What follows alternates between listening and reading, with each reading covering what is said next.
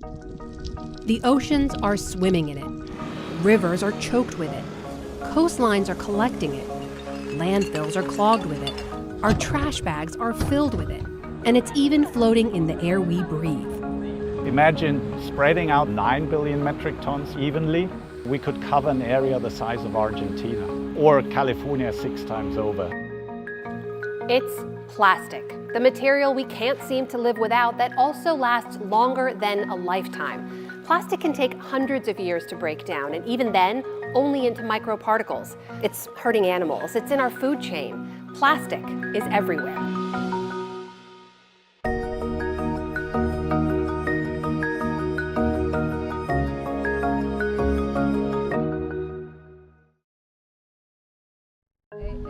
For more than a year, my PBS NewsHour colleagues and I traveled far and wide, reporting on what experts call one of the largest environmental threats to our planet.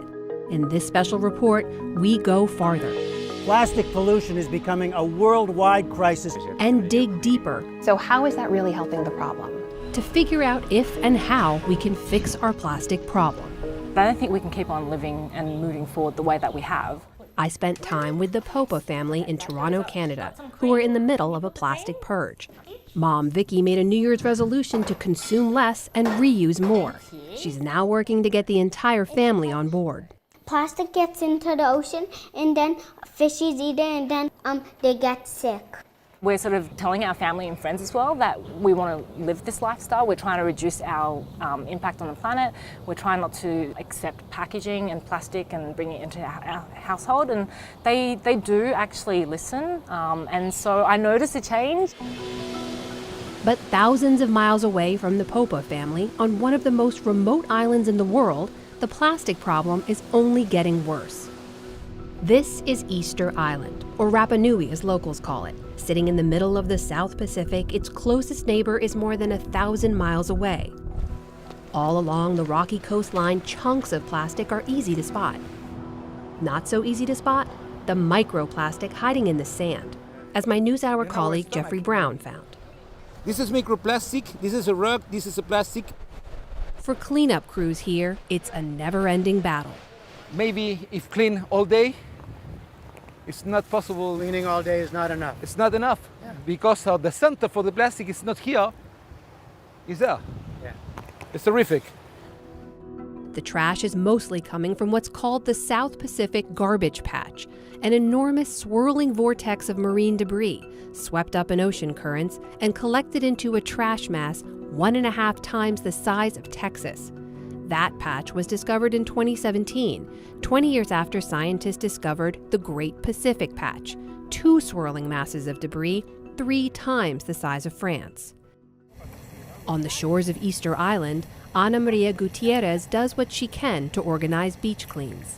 Es deprimente. It's depressing because you find all kinds of plastics, from buoys to shoes, even car parts, everything.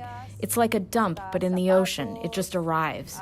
But the worst is that because the waves hit the coast, the bigger plastics get smaller and smaller, and it's very difficult to remove them because you have to move very big rocks along the coast and the trash just gets inserted in them, and it's becoming part of nature. The world is trashing the ocean, and that trash, we're receiving it in our coast, in Rapa Nui. It's like someone putting a gun in your head and telling you, you must receive that. Pedro Edmonds Paua is the longtime mayor of Hangaroa, Easter Island's one town. He says over the years, the plastic problem has only gotten worse. It's coming from everywhere. It's too much. Every year is more and more. And those tides of plastic aren't just a blight on the landscape, they're hurting wildlife around the world. According to one study, if current production trends continue, by the year 2050, there will be more plastic than fish in our oceans. When they come up into the nest. In Costa Rica, my colleague John Yang learned how plastic affects an already endangered species. This is stuff you've just picked up on the beach I literally here. just found this here, yeah. This is a really clean beach. Plastic gets into the marine environment. It breaks down into tiny little pieces called microplastics, and anything that eats in the ocean will inadvertently eat plastic. That's killing turtles. Up in Florida, they've got a hospital now where when a turtle comes in, they no longer say, does the turtle have a plastic in its belly? They now say how much plastic is in the turtle. Oh my God. In 2015, a marine biologist's video went viral, documenting the painful process as she removed a plastic straw stuck in a sea turtle's nose. Oh, man. What happens is the turtle comes up to breathe and inhales the straw, and then they get lodged in their faces. And this is becoming more and more common. It's not a one-off anymore. In the Philippines, a whale washed ashore in 2019 with nearly 90 pounds of plastic in its stomach. Seals are getting caught in fishing nets made out of plastic. They're called ghost nets, abandoned by the fishing industry, and an estimated 640,000 tons of them are floating in the ocean. That's 10% of all known ocean plastic. And it's not just turtles and seals that are at risk. Scientists say nearly every seabird now eats plastic trash, mistaking it for fish. Even here, the Mariana Trench, in the deepest part of the ocean, plastic has found its way more than 6.5 miles down. Oceans get a lot of attention, but experts say the problem is much bigger than that, including here, the largest freshwater system in the world. On the shores of Lake Ontario, one of the 5 Great Lakes, we combed the water's edge for plastic with ecologist Chelsea Rockman.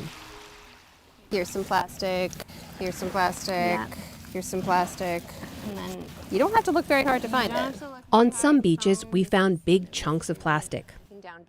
Along another part of the shore, microplastics.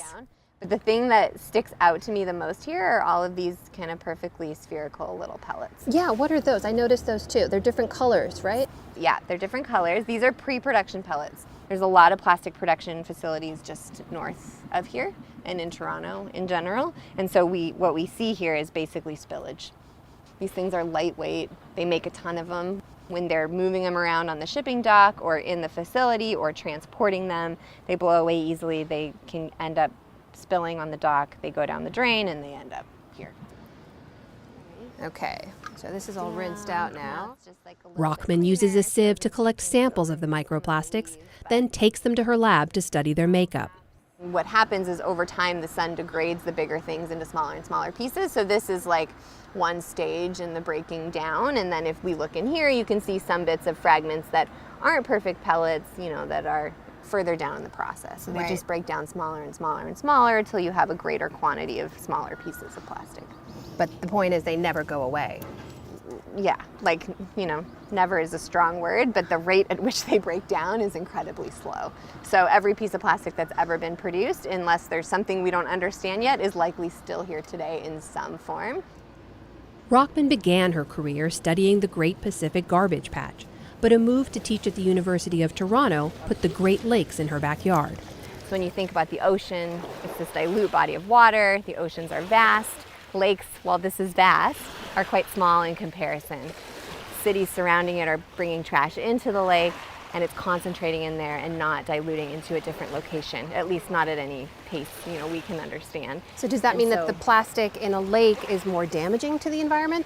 We sample fish from the ocean. We might find plastic in 1 in 4 fish, 1 in 10 fish.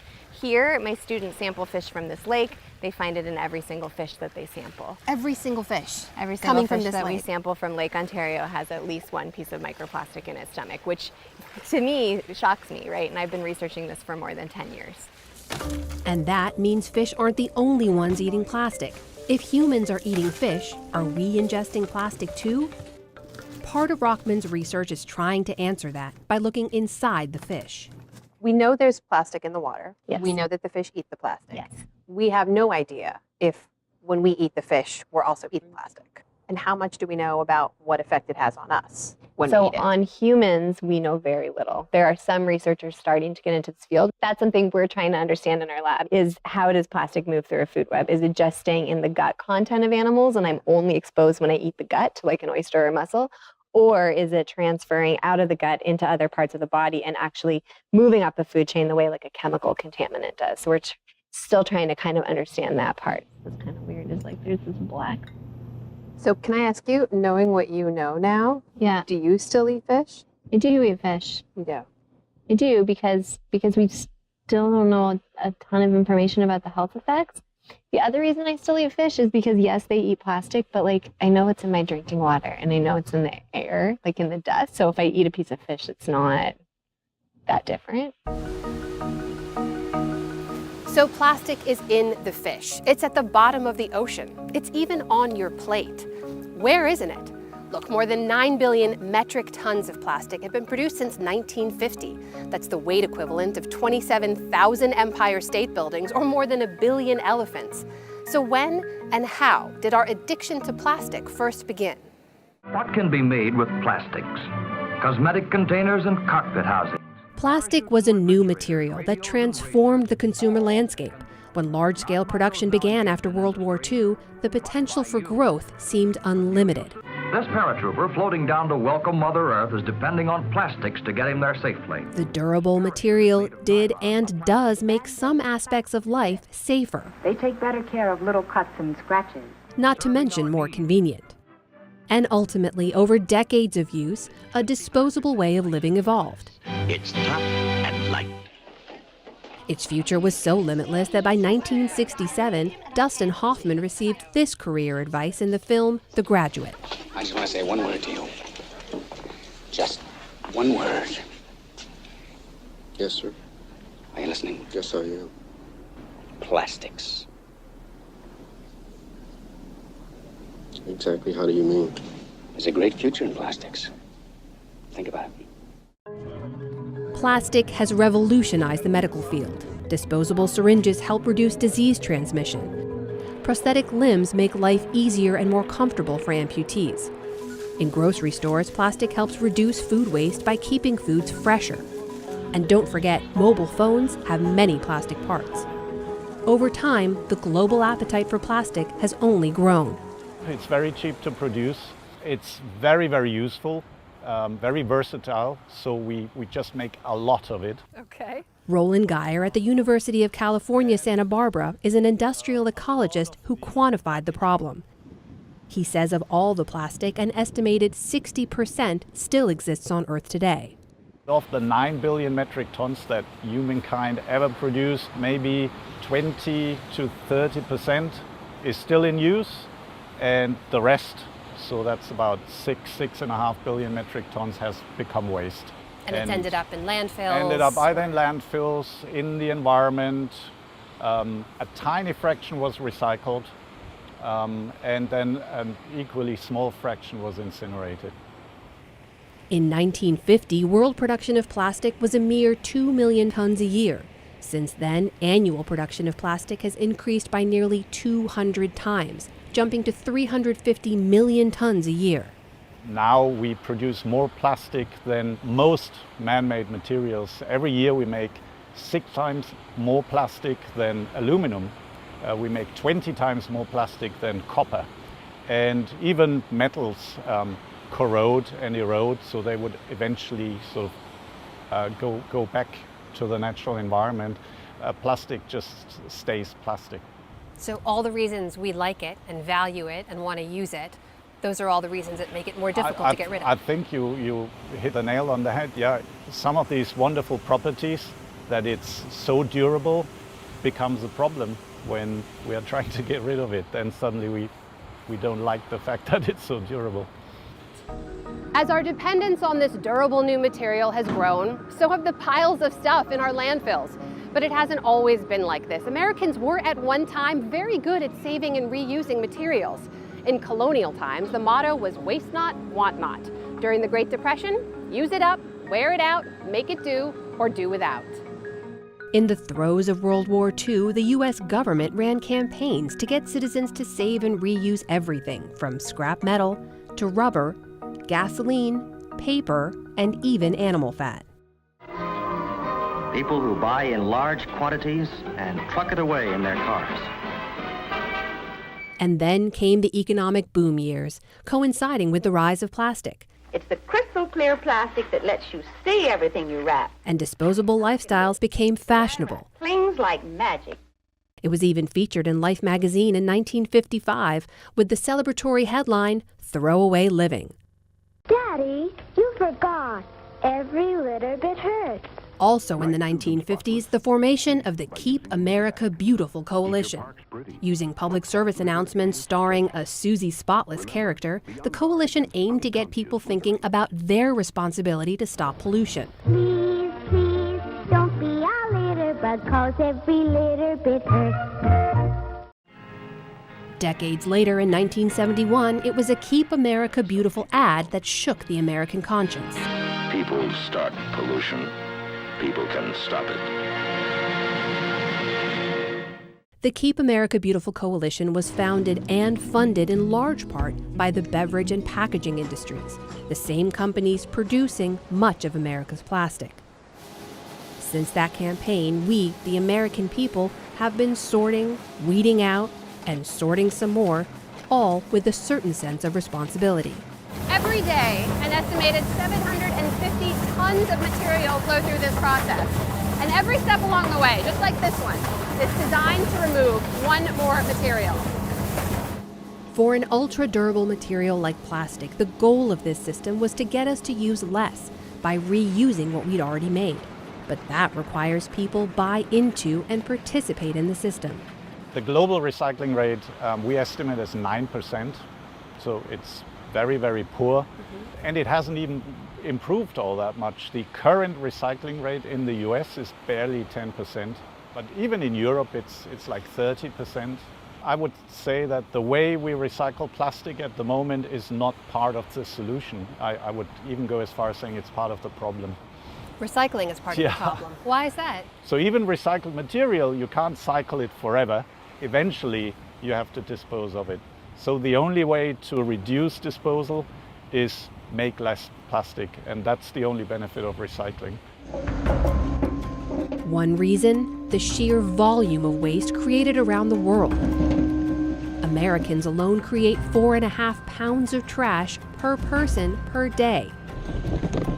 As a country, we generate a third of all waste in the world. In a best-case scenario, we'd recycle as much of that as possible. My colleague Paul Salmon met a woman in Massachusetts who is a recycling superstar. This is 2 weeks' worth of trash. That's 2 weeks. And plastics, these are flower sleeves. I try always to tell them I don't need a flower sleeve when you buy flowers, but sometimes I'm not quick enough. Like compost tea bags, so this is the string, and because it has a staple, so it shouldn't go into the compost. Really? The tea bags, yes, I'm very anal about this. So are you kind of a recycling fanatic? I wish there was a word like OCD for recycling. Not everyone is as vigilant as Meera Singh. People today don't understand what happens to their trash or their recyclables. They put it out at the curb, a truck comes along, throws it in the back, and it disappears, and they don't have to ever think about it again. 460 tons again today? Yesterday, the day Man, before. oh man. Ben Harvey runs a recycling plant just outside of Boston. When we collect it, we've got to think about where are we going to go to dispose of that material. Was it going to go to a landfill? Is it going to go to waste of energy? The process is more complicated than simply dropping a bottle into the right bin. There are 7 types of plastic, and not every type can be reused. The plastics that we see come through here, even though they've got the little recycling logo on the bottom of it, that doesn't mean that there's a market for that material, that we can recycle that. For a long time, Harvey sent Boston's plastic to China. Until 2018, it had the corner on the market. And that's where many recycling facilities in the U.S. sent their plastic to. Greg Cooper leads recycling efforts for the state of Massachusetts. About 20, 30 years ago, when we were starting to ramp up our recycling programs across the country, I think China saw an opportunity to utilize some of the materials, the raw materials and the commodities that we were producing through recycling. But environmental protection and a reputation makeover put an end to that. In March of 2018, China stopped buying plastic recyclables completely in an operation dubbed National Sword, refusing to be the world's dumping ground. Right now, we're not moving any material to China. Very difficult to move into China right now. So all that material started stacking up in Mark Gallardi's Save That Stuff warehouse. Inventory is a little high. It does come in waves because we do have to sell multiple loads at a time. So when we get a shipment, we'll ship out 3 or 4 loads. So we're trying to do price adjustments, and that's why it's really hurting our bottom line. We can't do the adjustments quick enough to keep up with the changing markets. With prices for plastic tanking and global markets shifting, as much as half of America's plastic waste was and is stuck in the U.S., stockpiled in warehouses, disposed of in landfills, or incinerated. And the plastic that was still being shipped overseas started flowing to new countries, this time in Southeast Asia. Malaysia quickly took up the mantle as the world's leading importer of plastic scrap. Here in Ipoh, that meant mountains of plastic piled up at the edge of the jungle as plastic waste inundated recycling plants.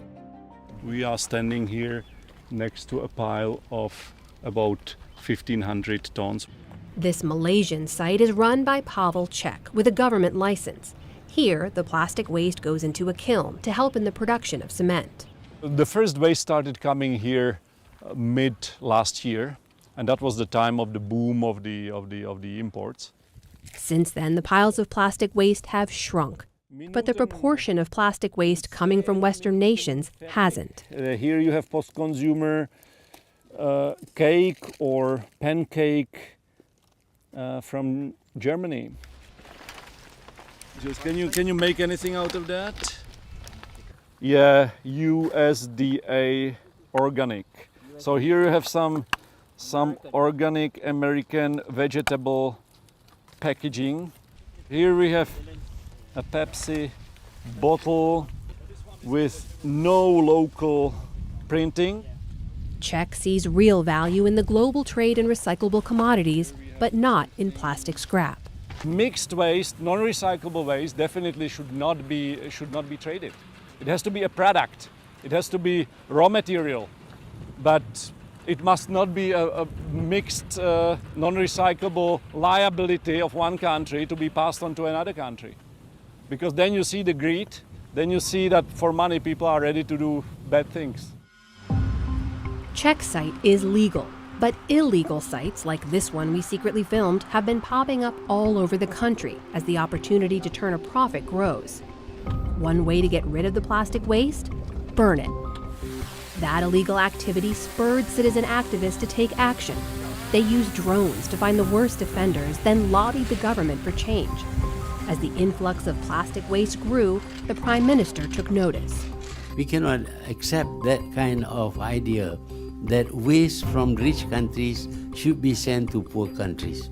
We don't need your waste because our own waste is enough to give us problems. Before long, in October of 2018, Malaysia, like China before it, banned new imports of plastic waste.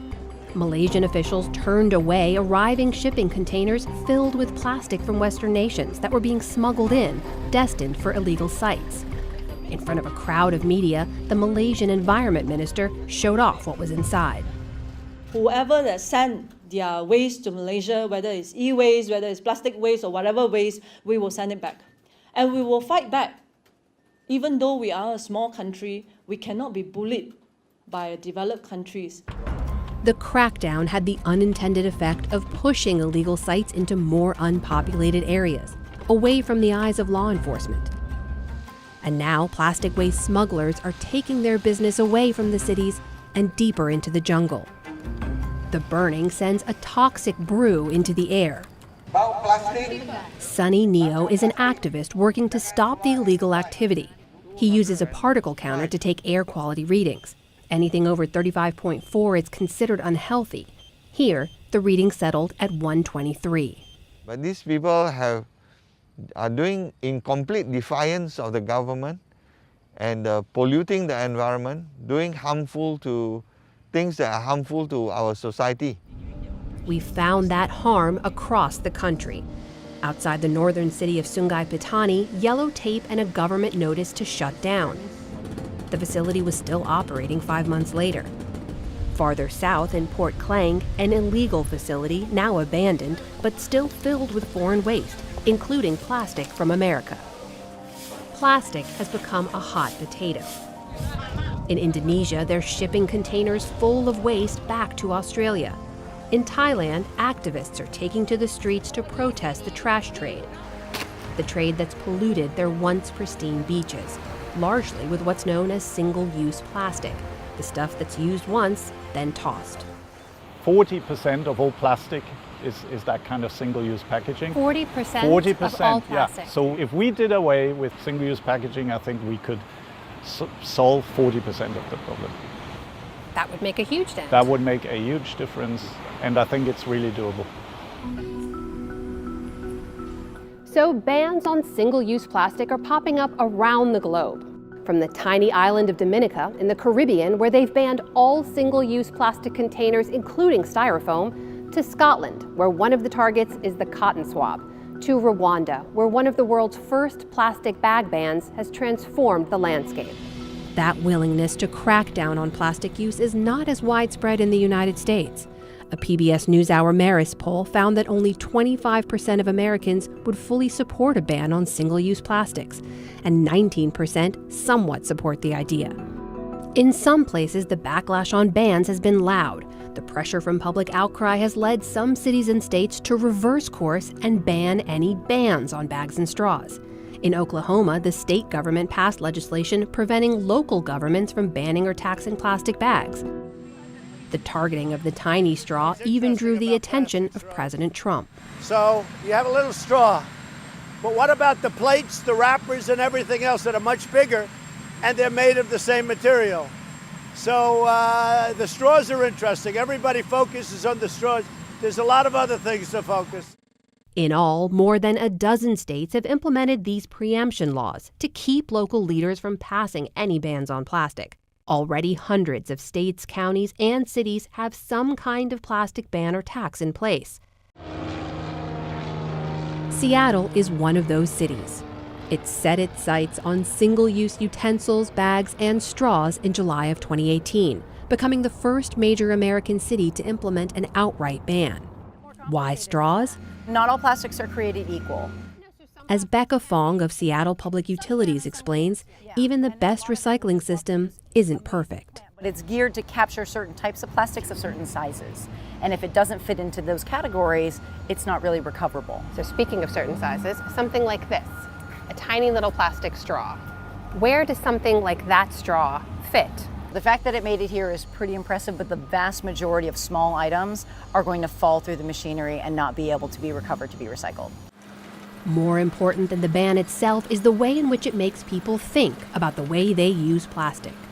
It is that piece of material that is so small and so nuanced and actually kind of an extra for a lot of people, that it actually makes people stop and think, do I really need to have this straw? And that's probably the bigger impact. A straw that I use today in Seattle can end up in the Pacific Ocean and last there for thousands of years. Or it can return back to your plate in 10 years as microplastics embedded in some fish. Mami Hara runs Seattle Public Utilities. Before her team could implement and enforce the ban, they had to get local businesses on board. For a lot of businesses, it hasn't been a hard sell. For those who are concerned about the price point, we try to work with them to find viable alternatives that don't impact their purse too much. We'll buy about 1 million straws this year, and the cost of straws has tripled. Bob Donegan is the president of Ivers, an 80-year-old Seattle seafood institution. We don't routinely put a straw in a drink. We ask everybody, would you like a straw? And they can always have one. And these are the new compostable straws. They are made from plants. But the compostable straws aren't a perfect solution. I challenge you to suck a milkshake through that straw and see if you can make it. That's not easy. It's pretty hard. Yeah. So he's spending more money and ordering bigger straws. Since the ban, costs have gone up, but Donegan says he's budgeted around them by buying supplies early and in bulk. So there's no use, he says, in complaining. Put on your big boy pants and get used to it. Everything the government does isn't fair, but our customers expect it of us, and we want to do what our customers want. Not only are we saying that the environment is important to us, this is a way for us to put our money where our mouth is. Wes Benson at Taco Time, another area food chain, is taking Seattle's straw and utensil ban one step further. Today, nearly every single item they give customers, from utensils and cups to plates and bowls, is fully compostable, meaning they're made of natural materials and can be turned into compost after being tossed. One of the nice things about being 100% compostable is you can make it a part of your story. We're a local company, the environment is important to us, and we're willing to pay 5 times as much for our packaging. What's important to remember about compost, the waste has to actually make it to a compost facility in order to break down into soil. Most compost facilities in the U.S. only take yard trimmings, but here in Seattle, they have a system in place that includes food waste. This is where Seattle processes its compost on an industrial scale. A family business run by Jason Lenz, an hour north of the city. How much of a problem do plastics present? You know, it's not insurmountable. At the same time, it's definitely a problem. Even here, bits of plastic need to be sorted out. Lenz has been in this business since 2008. So without the city asking this of you or showing that there was a demand for this, you guys likely wouldn't be doing this. That's correct. Seattle is a big pusher of organics diversion for composting.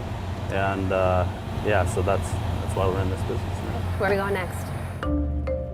Lenz's company now churns out hundreds of thousands of tons of compost a year. I think there's a spot over here. This is the final product. And sells it to everyone from soil companies to local governments to home gardeners. Seattle's efforts even extend to the ballpark. Behind the scenes of Major League Baseball Seattle Mariners, we got a look at the stacks of compostable items they now require food vendors to use. In 2017, the park managed to recycle or compost 96% of all waste. Trevor Gooby runs operations at the ballpark. It definitely is more work to sort through the trash that we have after the game and to do these type of things. Again, we feel it's really important for our business, and it's important because our fans are asking us to do it. So while some cities and businesses in the U.S. are doing their part to cut back on plastic, here, the entire country is being asked to pitch in. Canada, the world's second largest nation, is trying to put into place the world's toughest plastic ban. As early as 2021, Canada will ban harmful single-use plastics from coast to coast to coast. It will be up to businesses to take responsibility for the plastics they're manufacturing and putting out into the world. At Unboxed Market on Toronto's historic Dundas Street, single-use plastic is already a thing of the past. The zero-waste grocery store is the brainchild of Michelle Gentner and her partner, Luis Martins. I'm from rural southern Ontario and he's from southern Portugal. It was very much a need to recognize access to food and quality ingredients and things that are always fresh. And when you grow up near or on farms, you have constant contact with those items. So you can touch your potatoes, you can touch your corn, you can see it, you can smell it. And with everything that's happening in the environment right now, that excess packaging and plastics and single-use wrappers and everything just seemed daunting. And so we wanted to avoid it as much as humanly possible. Shoppers here bring their own containers to transport everything home. Somebody in the winter had a glove and they put eggs in each of the fingers of the glove so that they wouldn't bang together. However you like. They put eggs into a glove. Into the glove. Yeah, it was amazing. So milk. Milk. I go through so much milk in my house. Yes. How do I get milk here? Milk is a fun thing for a lot of people. It's on tap as well. So if you didn't bring a container, you can grab one that we have. Okay. Same process always. Yep. Any size, yep. So just open that. And then there's a little spout underneath here, so just line your jar up, yep, and then just pull up slowly on the handle. Oh, and fresh milk. All right. But even here, to help keep some food fresh, they rely on plastic. Now, can I ask you about one thing? Yeah. Obviously, these are made of plastic. Yes. So you've got plastic in the store, right? We do. It's deliberately single-use plastics that we're trying to avoid. These will be used, have been used countless times, will continue to be used countless times. It's not the same as a throwaway wrapper around a straw or a chip bag or those individual single-use products. This is meant to be a sustainable long-term product. Okay. Unlike in the US, people here seem to be more on board with cutting back on single-use plastic.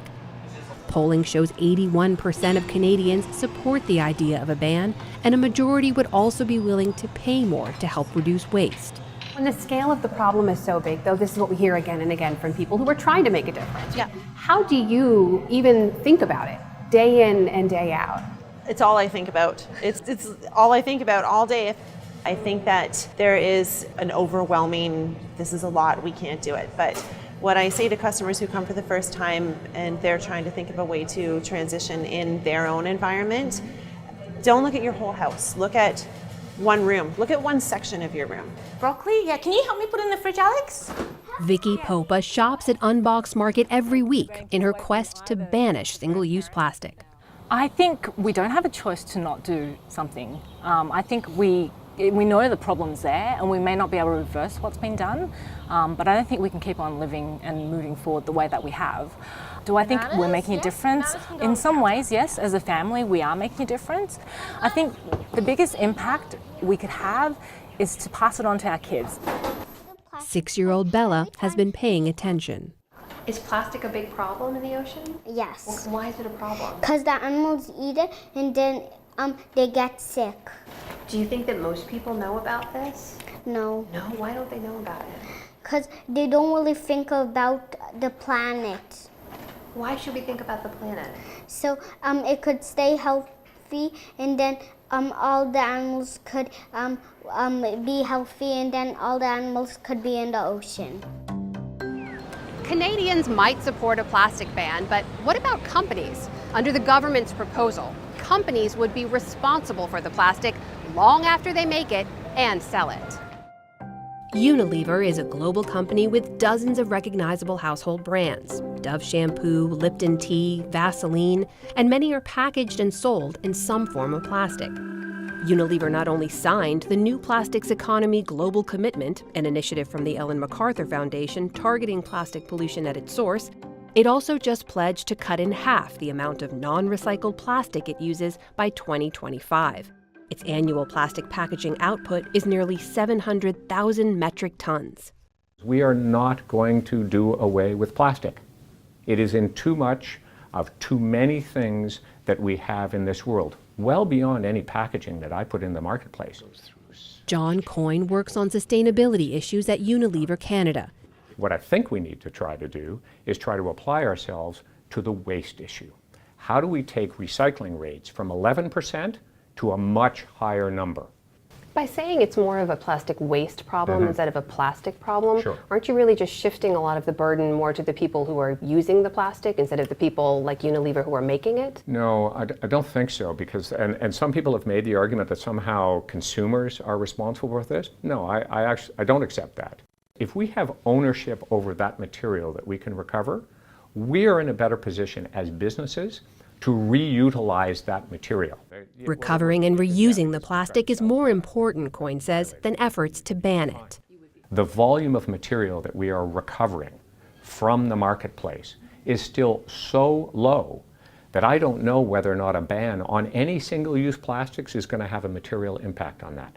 How would it not? Doesn't that mean that a significant amount just isn't going out into the environment in the first place? I don't know what proportion of the overall plastics that is. Well, it's about 40% by global estimates. No, I don't think it's that high at all. I don't think, it depends how you, it depends how you define single-use plastics. How do you define single-use plastics? Single-use plastics are things like plastic bags and straws, which are the two most common examples, which are only available for use one time. But there are those who will argue that a plastic bag is not a single-use product. Yes, you bring it home from the grocery store, but you may use it 3 or 4 times in the home. But industrial ecologist Roland Geyer says reusing and recycling won't fix the problem, especially when 91% of the world's plastic currently goes unrecycled. The only plastic that does not need to be disposed of is plastic that was never made. That fact poses a big problem for the world's biggest plastic producers. One of those is Coca-Cola. Since the very first Coke was poured 133 years ago, the iconic global brand has used lots of different kinds of packaging, everything from glass and metal to aluminum and plastic. Inside Coca-Cola's archives in Atlanta are shelves and shelves of its historic designs. PET plastic bottles didn't arrive on the scene until 1978. Today, the Coca-Cola Company sells over 120 billion plastic bottles a year. Laid out end to end, those bottles could wrap around the circumference of the Earth 700 times. It's a very big problem that has to be solved. This cannot be done alone. Bea Perez is Coca-Cola's Senior Vice President for Sustainability. If the planet is not stable, if communities aren't thriving, then no one's going to win and business is not going to be successful. Like Unilever, Coca-Cola signed on to the New Plastics Economy Global Commitment and disclosed its plastic production, 3 million metric tons a year. How did that number resonate? Did you think, okay, this is way more than we thought, or how do we bring this down? Well, we want to continue to be more efficient, so how do you bring it down? But how do you make sure that you're actually reusing it so you're not creating new? So part of this is to help to eliminate virgin plastics. So you're not creating new materials you're putting into the marketplace, you're using the ones that are out there again and again and again, and giving that value to the material. A lot of people will look at that and say 3 million tons is quite a lot. Do you have a target in mind for where you want that number to be by 2030 or sooner? That's not part of the target. The target is about the collection. So we want to make sure that whatever's put out there, we're collecting back and reusing. To help do that, Coca-Cola launched their World Without Waste program. The goal is to collect and recycle the equivalent of every bottle or can it sells globally by 2030. We don't fundamentally see our packaging as waste. That's a value that we're not realizing. We want to see that package come back so that we can turn it into a new package. Ben Jordan heads up Coca-Cola's environmental policy. 2 billion times a day, consumers enjoy our product around the world, usually out of a package. And when they're finished with their product, they have a choice to make, right? What are they going to do with that package? Many developing countries around the world, you see informal, scavenging systems where waste pickers will find that package. Even if it's littered by a consumer, they'll find it and get it back into recycling because it's worth their time, that inherent value in that material is worth their time. There are places in the world where there's not that inherent value in the material and you need a little bit more. Now, is that a formal waste management system, a curbside recycling program like we have in the US or other parts of the developing world? Or maybe there's something even on top of that that needs to be put in place to motivate consumers to do the right thing with their packaging.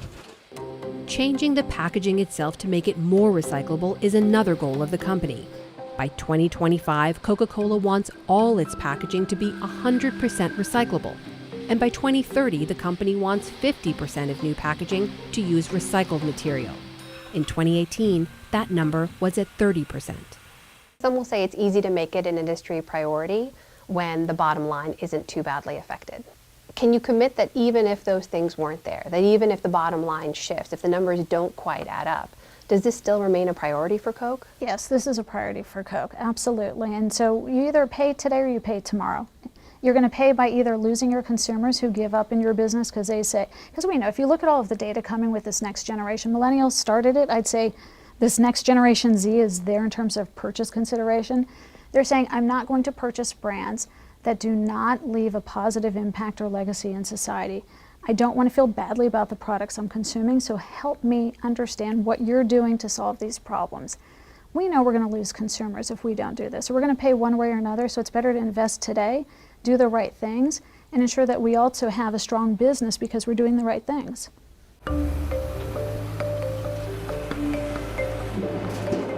While Coke is making inroads with its plastic recycling, one British company is making actual roads using, what else? Recycled plastic. It's an innovative way to reuse plastic that already exists. Toby McCartney is the man behind McCreeber, a startup that mixes recycled plastic pellets into asphalt to make longer-lasting and cheaper roads. The downside to waste plastics is it lasts for so long. A bottle will last for maybe 500 years. What we're using is the ability of those plastics because they last so long, but in our roads, we want our roads to last so long before they need any maintenance. McCreeber is paving the way toward better plastic use, but its efforts are just a drop in the bucket. Don't forget, 9 billion metric tons of plastic have been manufactured over the last 70 years. There's just too much out there to reuse it all. So, what else can be done? Right now, the only option for large-scale total disposal we have is incineration, literally burning the plastic. But that solution can create another problem, releasing toxic chemicals into the air. What is in here? So these are bags of dirt that I collected from various sites around the Houston area.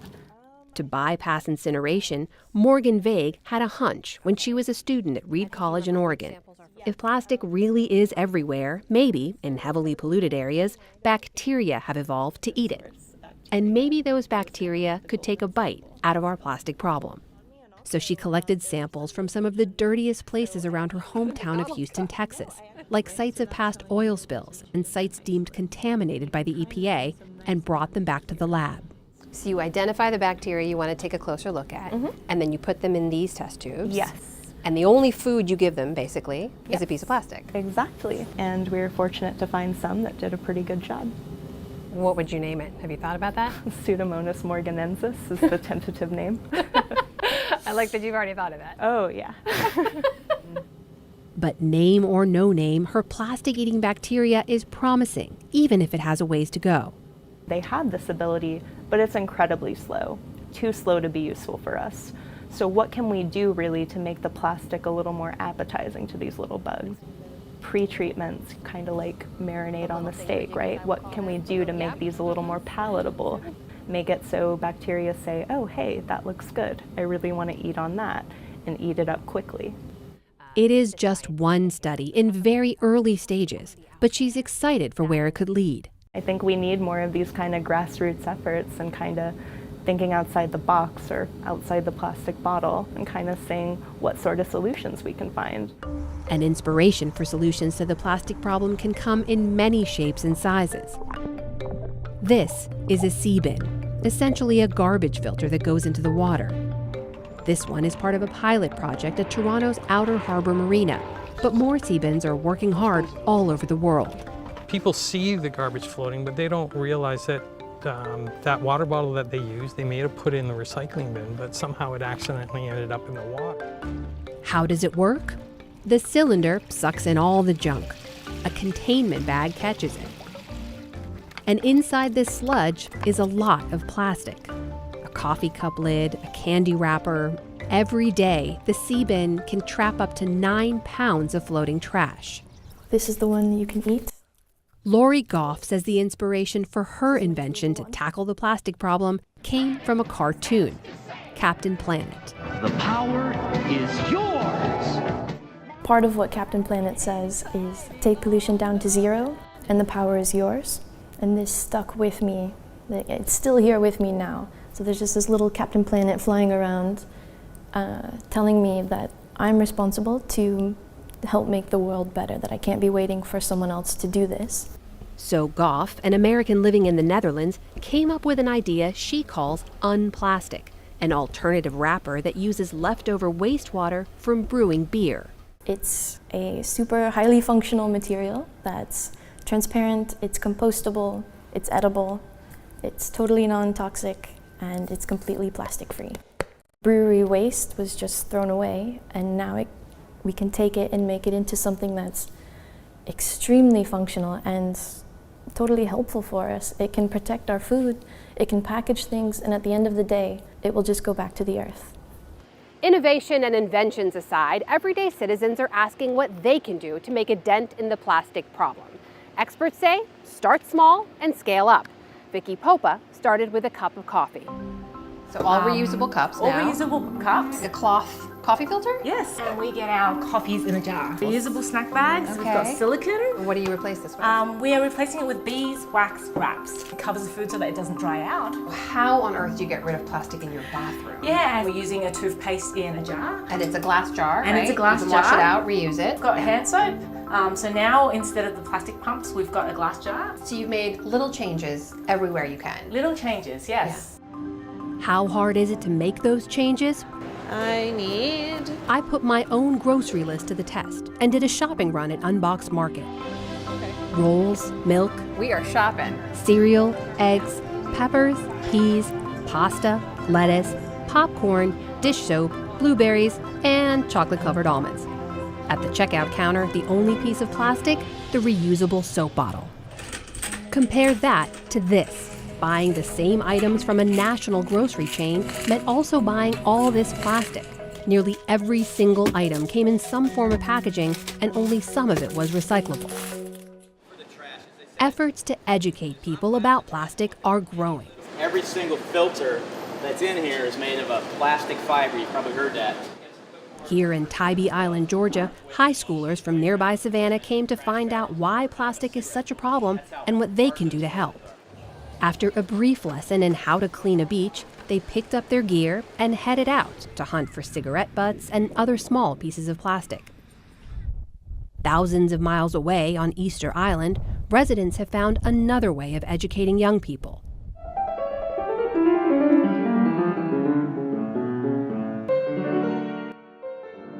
Mahani Tayabi grew up on the island before leaving to build her career as an international pianist. Now back home, she's running a music school built from garbage. 2,500 tires are in the walls, 40,000 glass and plastic bottles are in the walls. We have the solar panels which provide the electricity. Now the school trains more than 100 students in both classical and traditional music passed down from Rapa Nui ancestors. This garbage, in a way, has become like, if you see the windows, like the little bottles have become like little jewels.